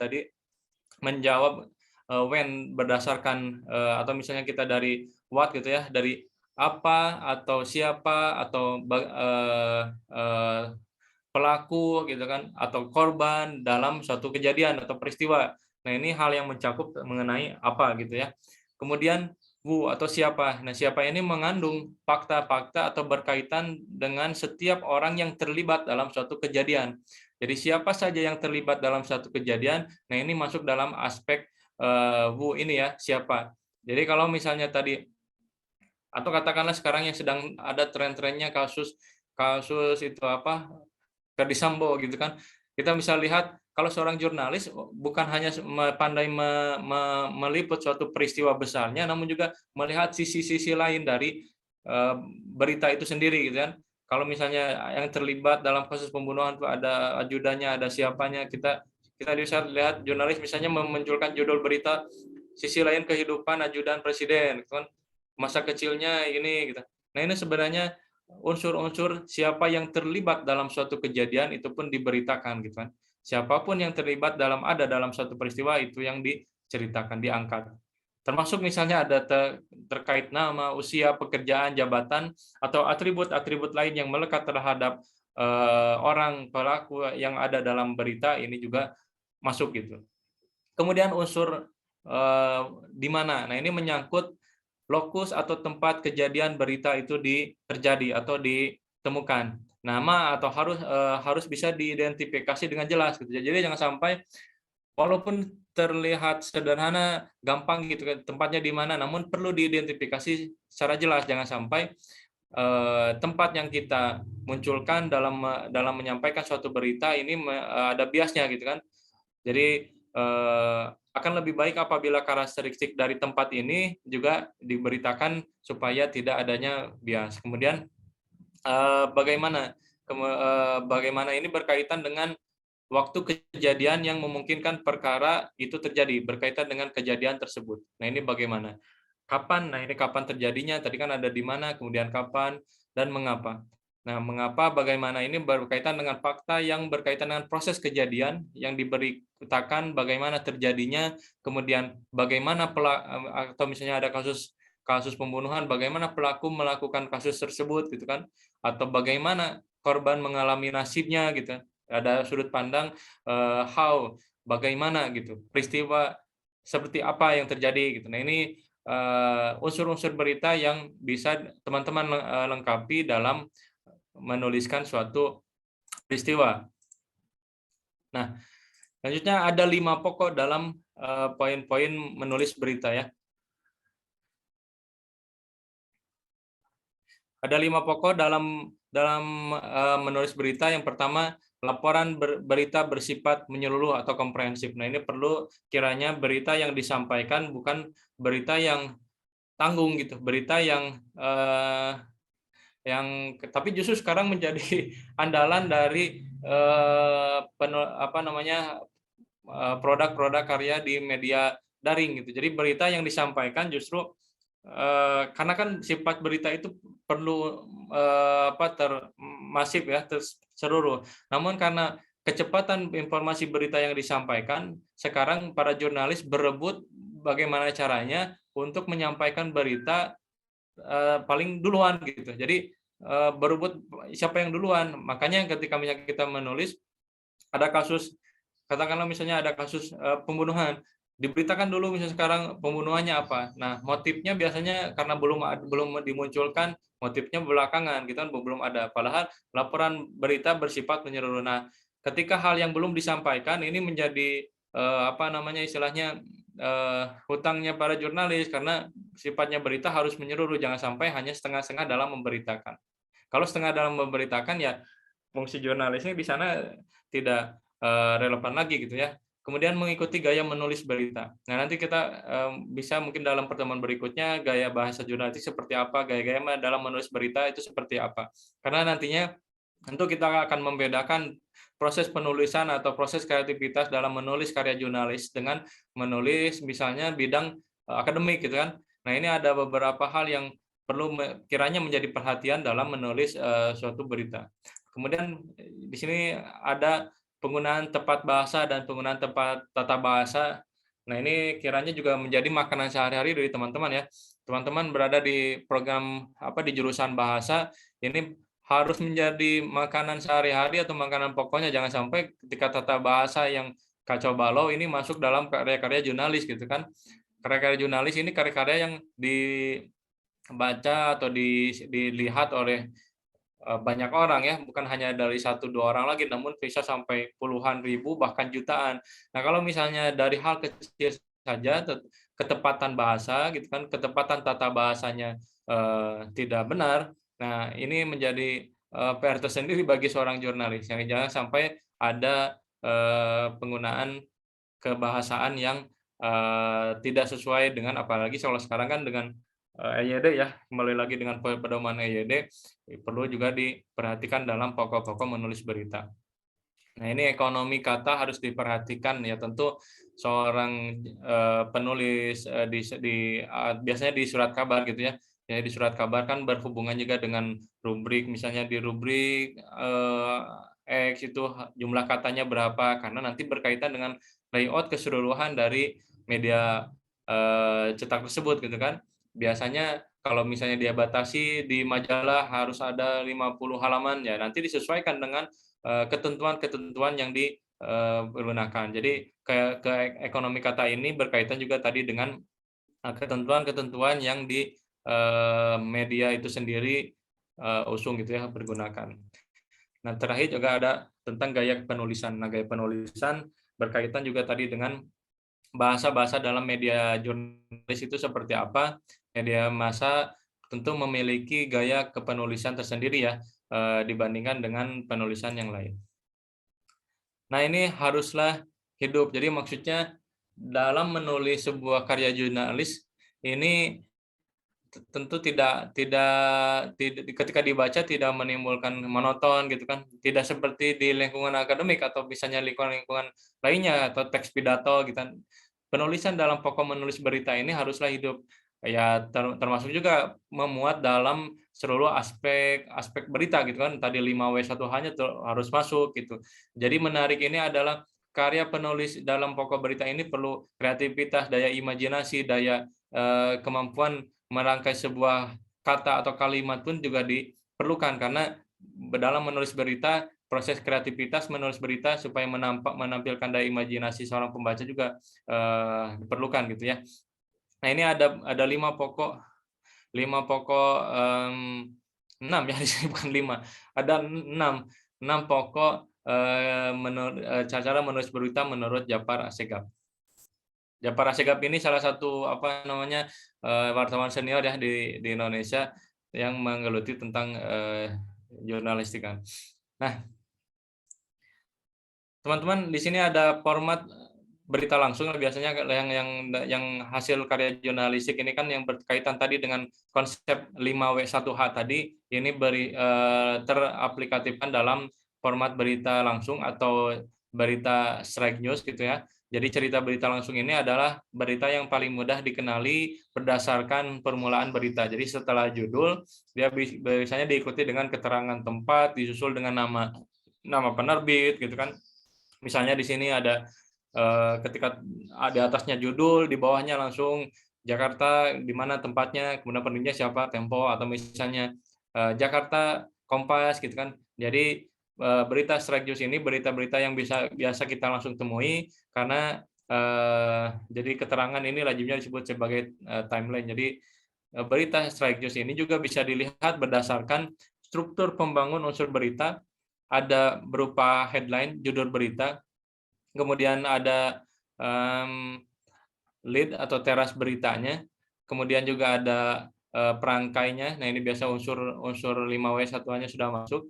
Kemudian ada body, kemudian ada tubuh berita, kemudian ada kaki berita. Jadi dari susunan uraian tersebut bisa dikenali dari struktur piramida terbalik ini ya. Ini konsep piramida terbalik yang sudah pada umumnya biasa kita kenal ya dalam penulisan berita yang secara langsung. Ini berupa dari yang sangat penting, cukup penting, hingga yang kurang penting gitu ya.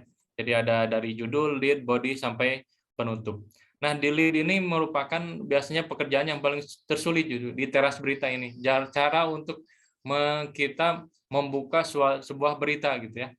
Jadi di lead ini menguraikan bagian-bagian terpenting yang paling kuat yang menonjolkan biasanya emosi langsung pembaca gitu kalau misalnya kita menulis berita. Jadi rangkuman langsung intisari dari sebuah berita.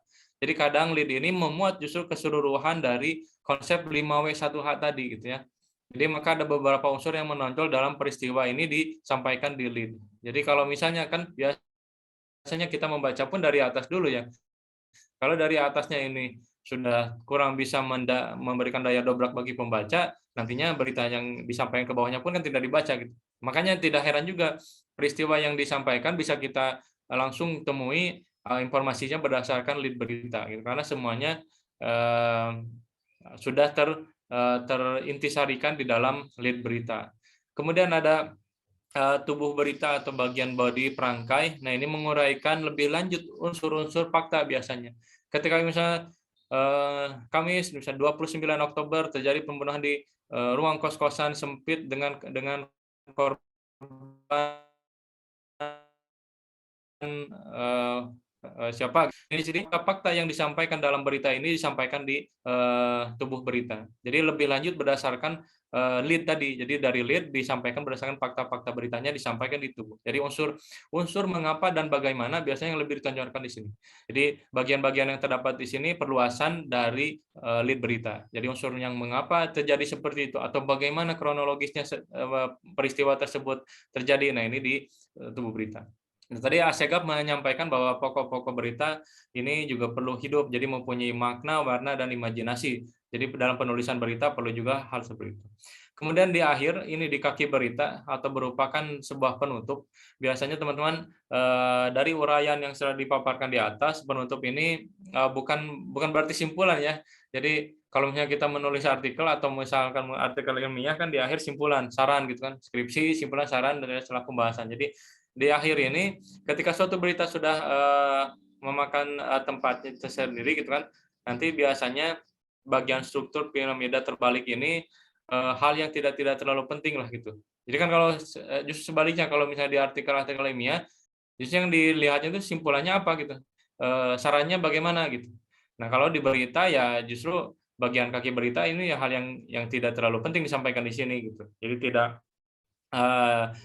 juga jangan sampai melebihi atau memakas space yang ada di dalam berita gitu. Jadi disimpan di dalam lead atau kaki berita gitu ya.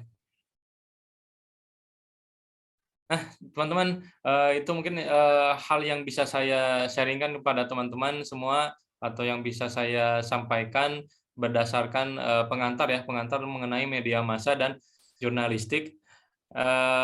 Namun sebelumnya Pak Anton mohon izin, saya ada beberapa, mungkin kalau misalnya teman-teman bisa berpraktik langsung dengan berita, dengan peristiwa-peristiwa yang ada di sekitar teman-teman, mungkin jadi lebih menarik ya untuk bisa kita bedah di pertemuan berikutnya. Dalam izin menampilkan ini juga, mana ya?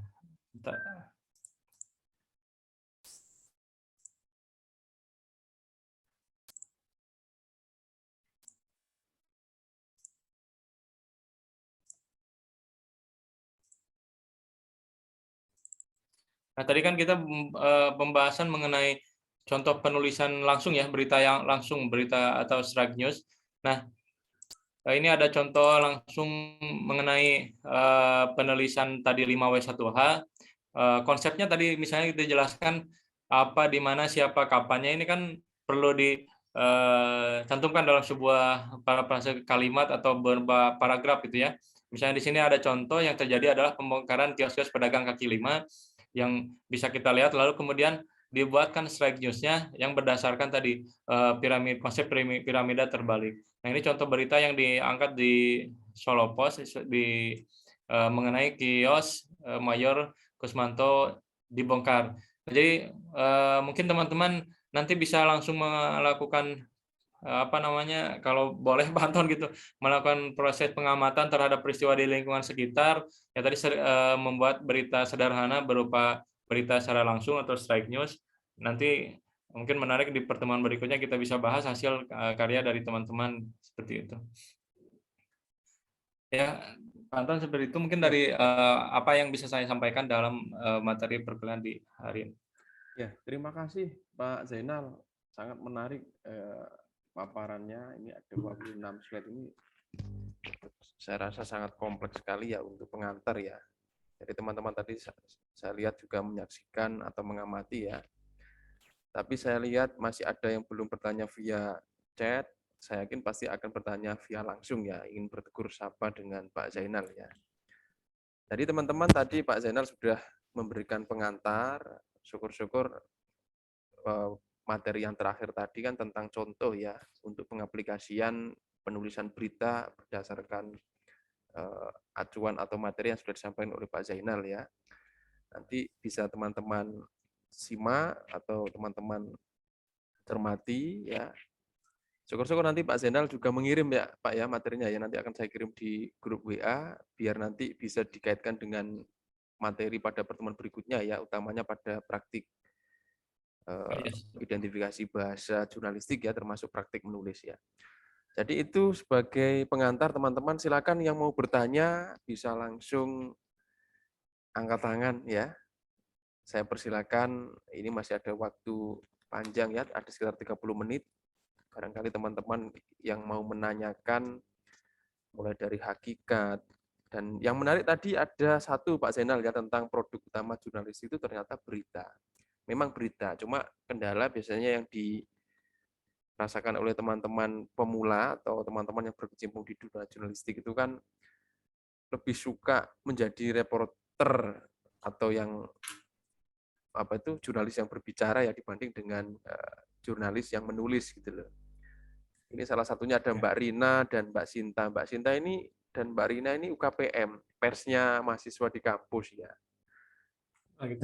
Juga juara ini, juara reporter atau juga juara reporter. Jadi silakan Mbak Sinta barangkali atau Mbak Rina yang mau bertanya. Monggo saya beri waktu. Silakan. Dinyalakan dulu atau saya buka dulu ya. Mbak Sinta dulu ya. Oke, silakan Mbak Sinta. Ya, baik. Terima kasih Pak Anton. Ya, selamat pagi Pak Zainal. Mohon izin untuk bertanya. Saya kan selama 3 tahun ini di Pers Kampus, tapi masih kurang istiqomah ya dalam menulis. Nah, berhubung ini tadi kan materinya juga ada berita, jadi yang ingin saya tanyakan tadi di bagian yang format berita langsung, tadi kan ada yang piramida terbalik, itu ya Pak ya.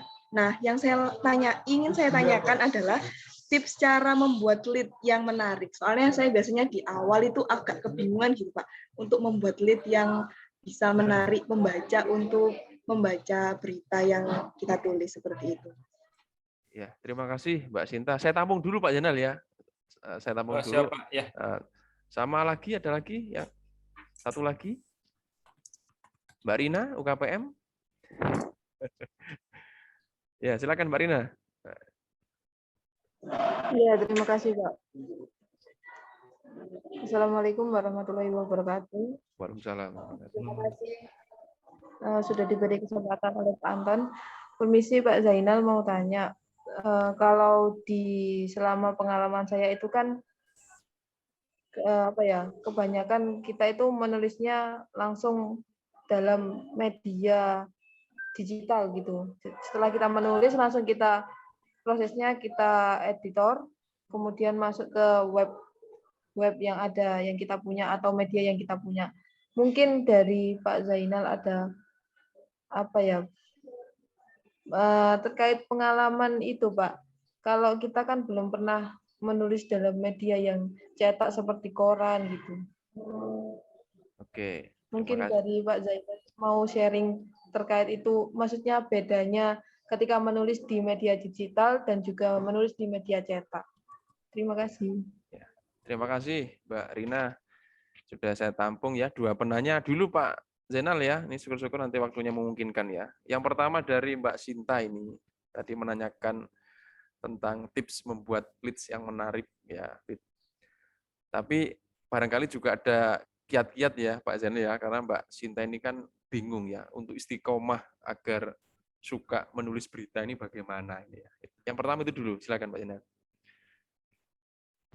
Yang pertama mengenai konsep penulisan lead mungkin ya tadi ya. Jadi konsep dalam memunculkan lead yang ya biasanya kalau dalam berita yang bisa memunculkan daya dobrak atau daya ledak yang cukup tinggi gitu. Nah, bagaimana cara untuk memunculkan lead yang baik adalah tadi. Jadi memang menulis lead ini atau judul berita ini pekerjaan yang cukup sulit karena tadi diharapkan ketika seorang pembaca membaca langsung dari judul kemudian ke lead ini menjadi terangsang juga ketika membaca lead, membaca juga bagian tubuh berita gitu karena kan peristiwa-peristiwa yang secara lengkapnya secara kronologisnya ada dalam tubuh berita. Nah, bagaimana konsepnya ya tentu kemampuan atau daya kreativitas dalam menulis juga itu diperlukan. Jadi teman-teman bisa melihat atau membaca beberapa artikel di dalam koran misalnya, ketika menuliskan sebuah lead, di sana tonjolkan dulu sisi peristiwa yang hal hangat yang terjadinya dulu gitu. Ketika misalnya menonjolkan peristiwa misalnya ada sebuah berita tentang kemacetan di jalan X gitu ya. Nah, proses macetnya itu tunjukkan dulu sisi emosional dari atau istilahnya katakanlah kita sebagai yang melintasi jalan tersebut rasa emosional kita ketika melintasi jalan yang macet seperti apa gitu kan. Jadi ketika misalnya dalam judul lead katakanlah hari Kamis gitu kan. Kamis sekarang hari Selasa ya. Hari Selasa 20 September telah terjadi kemacetan yang cukup panjang, itu kan menjadi hal yang memunculkan sisi emosional dari seorang pembaca gitu. Kan belum selain dari hal informasi dari tadi kan bisa saja dalam lead ini memunculkan 5W1H, namun 5W1H tadi dikemas bagaimana caranya supaya emosi dari pembaca juga ikut merasa macet gitu kan, tadi kalau contohnya macet ya merasa oh ada macet panjang gitu. Nah itu yang perlu menarik dalam sebuah lead gitu. Kemudian juga kelengkapan informasi dalam lead juga itu menjadi hal yang penting, karena nanti kalau misalnya informasi yang disampaikan dekat dengan seorang pembaca itu juga menjadi daya tarik juga ketika membaca lead. Misalnya kenaikan harga BBM kita bisa mulai harga BBM yang awalnya 7.500 ke 7.600 sekian sekarang menjadi 10.000. Nah ini munculkan juga kedekatan dengan si pembaca gitu. Jadi kedekatan terhadap pembaca dimunculkan juga di dalam lead. Jadi selain tadi yang pertama emosional pembaca, hal-hal yang dekat juga dengan pembaca itu dimunculkan. Karena kalau misalnya pembaca merasa bahwa informasi yang disampaikan itu juga berkaitan dengan mereka, tentu lead ini bisa berhasil juga terhadap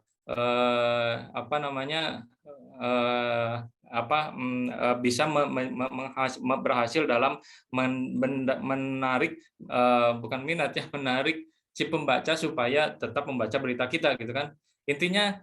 Intinya bagaimana caranya kalau berita ini kan selain informasi yang disampaikan itu bisa tersampaikan, juga bagaimana caranya bahwa pembaca juga selesai membaca berita kita gitu. Karena biasanya kebanyakan bahwa berita ini seorang pembaca berita ini cukup di judul gitu. Karena itu tidak bisa dimungkiri, para pembaca ketika melihat sebuah berita ini hanya cukup di judul gitu. Nah, justru sekarang yang menjadi biasnya itu banyak judul-judul yang dimunculkan secara bombastis gitu kan. Karena pastinya selain dari lead, ini juga perlu judul yang juga bisa menarik membaca, apalagi dalam media daring sekarang judul ini menjadi daya tarik tersendiri untuk bisa mengundang para pembaca supaya misalnya melakukan klik gitu kan, judulnya apa langsung diklik. Nah ini selain dari lead, judul juga perlu menjadi perhatian dari seorang penulis berita gitu atau seorang jurnalis. Jadi tadi mungkin lebih ke konsep ya, konsep bagaimana memunculkan lead yang baik itu tadi secara emosional pembaca itu perlu dimunculkan. Ya bisa saja kita pilih kata atau rangkaian kalimat yang ada pemahaman konsep emosional yang bisa dibangkitkan gitu ya. Ini seperti itu ya konsep-konsep dalam menuliskan lead, karena memang lead ini menjadi hal yang krusial dan juga sulit biasanya dalam menuliskan sebuah berita. Itu mungkin Pak Anton, jika ingin Pak ada tambahan dari teman-teman silakan, atau seringnya dari Pak Anton juga. Ya Mbak Sinta ya, membangkitkan motivasi pembaca agar emosinya itu dapat itu kan sangat sulit gitu ya biasanya. Yeah. Misalnya kalau dalam bidang jurnalistik itu upaya seorang jurnalis bisa mengajak penonton atau pembaca itu masuk ke dalam cerita, utamanya ke dalam berita yang kita tulis. Entah itu menjadi korban, entah itu menjadi penonton gitu ya. Artinya merasakan gitu ya, merasakan. Itu yang paling penting. Ya. Tapi yang jelas titik tekannya tadi Mbak Sinta, tonjolkan dulu peristiwa yang dianggap paling penting ya, utamanya peristiwa yang bisa membangkitkan emosional pembaca. Itu ya Pak Zainal ya, itu ya kata kuncinya. Terus tadi mungkin yang nggak bisa istiqomah mungkin karena itu ya, karena Mbak Sinta ini kan belum bekerja menjadi seorang jurnalis yang asli kan gitu ya. Barangkali itu ya Pak Zainal ya. Tapi kalau memang benar-benar ingin terjun asli, terus berkecimpung di media atau mungkin membuat media sendiri kan pasti akan istiqomah gitu ya. Ya biasanya pengalaman juga nantinya banyak berkecimpung di hal itu membantu juga sekali dalam penulisan berita-berita. Iya. Oke, itu yang pertama untuk Mbak Sinta. Terus yang kedua ini Pak Zainal, ini dari Mbak Rina tadi itu barangkali Pak Zainal bisa sharing pengalaman ya, pengalaman menjadi seorang jurnalis untuk media cetak atau menjadi jurnalis untuk media digital. Kira-kira ada enggak keluh kesahnya atau mungkin suka dukanya gitu ya, di media cetak atau media digital gitu ya. Monggo. Ya, mungkin lebih pada ya bagaimana tulisan kita bisa apa namanya masuk atau tembus dalam tulisan media cetak ataupun media daring gitu ya. Yang pertama mungkin pastikan dulu bahwa ketika kita ingin menulis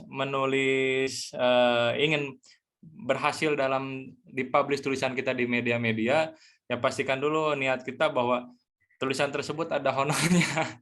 Honor juga biasanya menjadi motivasi kita supaya kita ingin tulisan kita dicetak di media tersebut. Biasanya awal-awal dulu saya ketika studi di S1 iming-iming untuk supaya tulisan saya media cetak adalah ketika karena dosen saya memberikan motivasi bagi siapa saja mahasiswa yang tulisannya berhasil berhasil dipublish di media cetak gitu langsung diberikan nilai A gitu Pak Ton. Jadi saya bertekad di sana bertekad sekuat tenaga supaya tulisan saya bisa masuk media cetak karena konsepsinya kalau tulisannya masuk dia bisa mendapatkan A tanpa hadir di perkuliahan gitu cukup radikal juga waktu itu sebenarnya dosennya tapi memang sulit juga gitu kan bagi mahasiswa perkuliahan di awal untuk bisa tulisannya tembus di media cetak.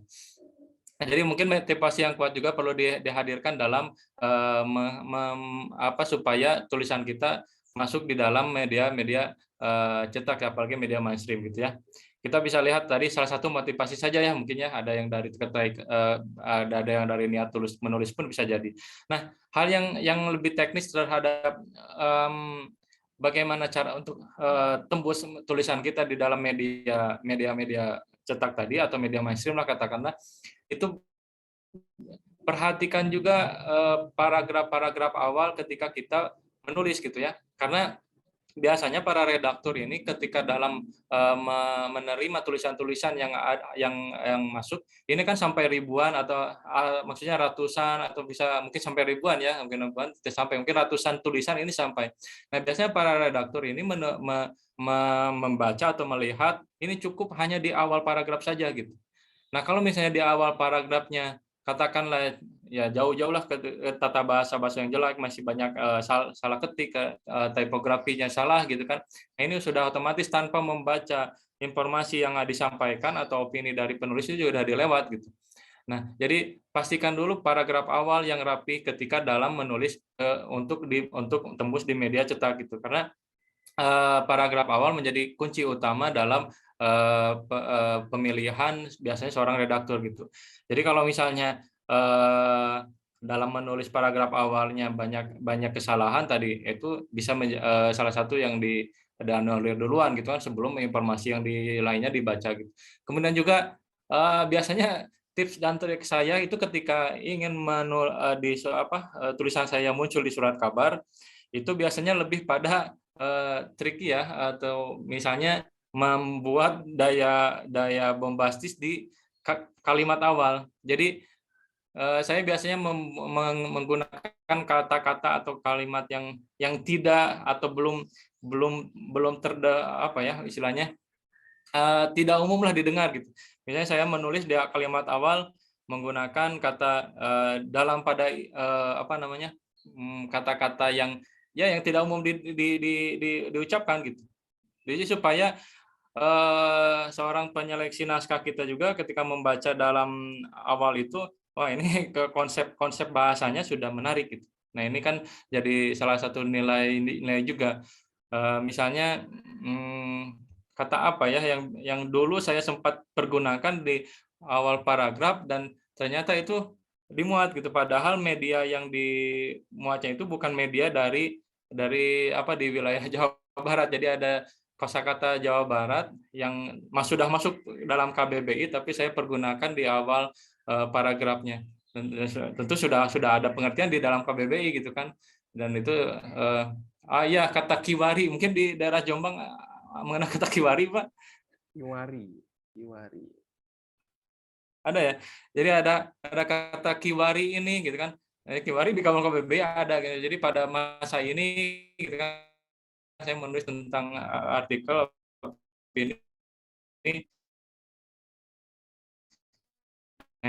juga perlu menjadi perhatian kemudian Ya, agak kemunculan tulisan konsep apa yang diusung. Biasanya kalau misalnya tulisan-tulisan yang berupa rubrik opini seperti itu, kemudian yang tentu saja yang hangat dengan masa ini terjadi gitu. Jadi jangan sampai tulisan kita, ya walaupun konsepnya secara teori mungkin sudah konsep-konsep lama, namun coba lekatkan dengan hal-hal yang berkaitan dengan hal yang saat ini terjadi gitu, atau hal yang konsep sekarang terjadi. Misalnya kita ingin menulis tentang proses kesantunan berbahasa gitu kan, secara materi kesantunan bahasa kan judul mata kuliah perkuliahan gitu kan. Tapi misalnya kita bisa menulis supaya dengan fenomena sekarang gitu kan, yang menulis di media internet kan kesantunan bahasanya menjadi kurang gitu, atau bahkan sampai menimbulkan tindak pidana berdasarkan ujaran-ujaran yang muncul. Jadi perlu juga dilekatkan dengan hal-hal yang kekinian dan lawas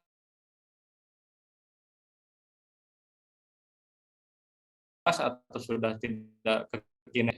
Saya mungkin itu Pak Anton untuk ya lebih ke tips atau triknya untuk supaya bisa diterbitkan oleh penerbit itu ya. Oke, terima kasih Pak Zainal. Cukup jelas ya Mbak Rina ya. Yang penting yang jelas motivasi yang paling penting ya, utamanya.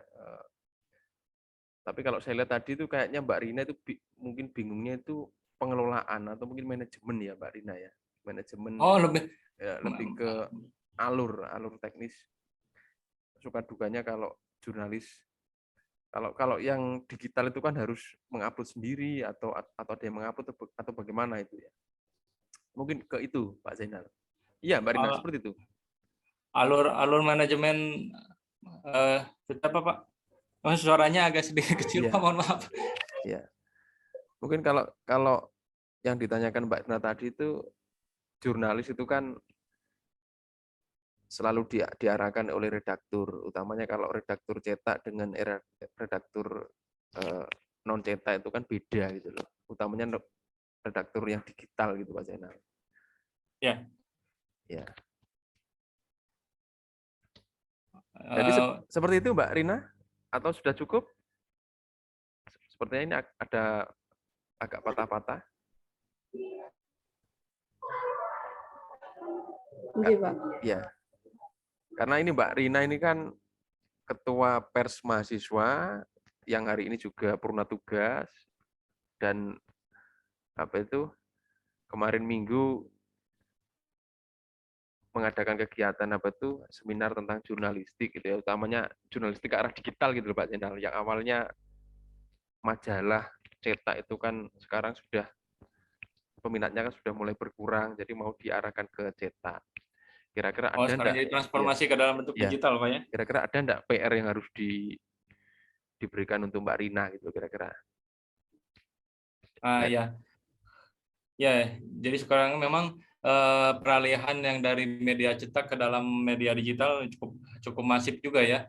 Jadi mungkin dari pandangan saya terkait dengan peralihan media digital itu ya, tentu kita harus mengikuti juga trennya sekarang gitu ya, supaya informasi-informasi kita juga bisa tetap sampai di pembaca gitu. Nah, konsep dari saya mungkin dari pandangan mengenai bahwa media digital ini tetap eksis ya, bagaimana kita juga bisa masuk dalam beberapa kalau saya lihat keefektifan di media digital ini lebih pada kita melesapkan setiap konten-konten digital kita ini di media sosial gitu. Jadi walaupun kita punya platform website, katakanlah seperti itu, orang tidak akan langsung mengenal atau langsung masuk pada website kita gitu. Sebagus apapun website sekretariat kepresidenan gitu, jika tidak dia lekatkan pada platform media sosial, orang-orang tidak akan banyak yang tahu gitu. Jadi kalaupun kita ingin eksis dalam bentuk media digital, lekatkan pada bentuk platform-platform media sosial yang ada gitu. Katakanlah misalnya kita bentukan persnya itu ya, munculkanlah Kalau misalnya ada Instagramnya, munculkanlah Instagramnya. Ada Twitternya, munculkanlah Twitternya. Nanti link yang masuk di dalam pemberitaan kita cukup disematkan di sana gitu. Jadi pemberitaan yang masuk itu ketika kita menuliskan kutipan quote-nya, nanti ada linknya.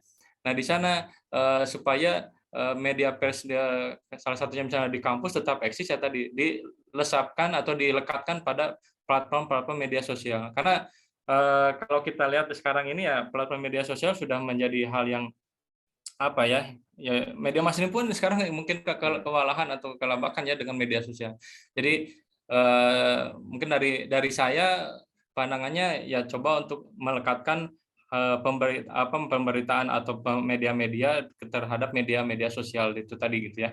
Itu mungkin Pak. Oke, terima kasih Pak Zainal, sangat menarik ya. Mbak Rina ya, itu ya PR-nya ya.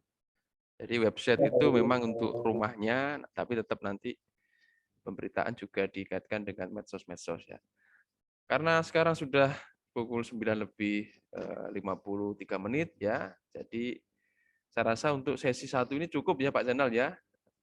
Sangat sangat banyak sekali yang bisa kita dapatkan dari materinya Pak Zainal. Semoga ini bisa memantik teman-teman untuk mau berkiprah di dunia jurnalistik ya. Minimal sebagai bekal ya atau pengetahuan ya.